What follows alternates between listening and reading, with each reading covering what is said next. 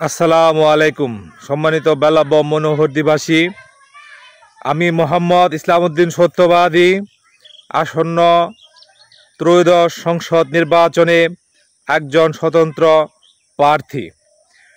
আমি দীর্ঘ জীবনে শুধু এটুকুই বলবো, সৃষ্টির শ্রেষ্ঠ জীব, সৃষ্টির সেরা আশরাফুল মাখলুকাত মানুষের কাজ করেছি, মানুষকে সুন্দরের পথ দেখিয়েছি, জাতি যাতে ভালো থাকে সেরকম চিন্তা ভাবনা থেকে আমি এই সিদ্ধান্ত নিয়েছি। বাংলাদেশের পরিস্থিতিতে লুটেরা না হলে, ব্যাংক ডাকাত না হলে, হাজার হাজার কোটি টাকা লুটপাটকারী না হলে এমপি প্রার্থী হওয়া যায় না, এমপি হওয়া যায় না।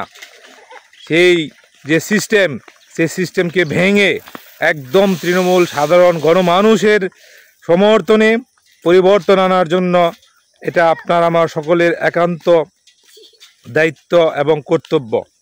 আমরা আর কোনো গণহত্যা চাই না। আমরা চাই না একটি রাষ্ট্রের সকল এমপি মন্ত্রী বাংলাদেশকে ঠুনকো করে আবার 5 বছর পরে পালিয়ে যাক। সেজন্য দায়িত্ব রয়েছে আপনার হাতে, আমার হাতে। সকলের ঐক্যবদ্ধ চেষ্টায়, বিশেষ করে জেনজি যুবক তরুণদেরকে, ছাত্রছাত্রীদেরকে আমি ঝাঁপিয়ে পড়ার উদাত্ত আহ্বান জানাচ্ছি।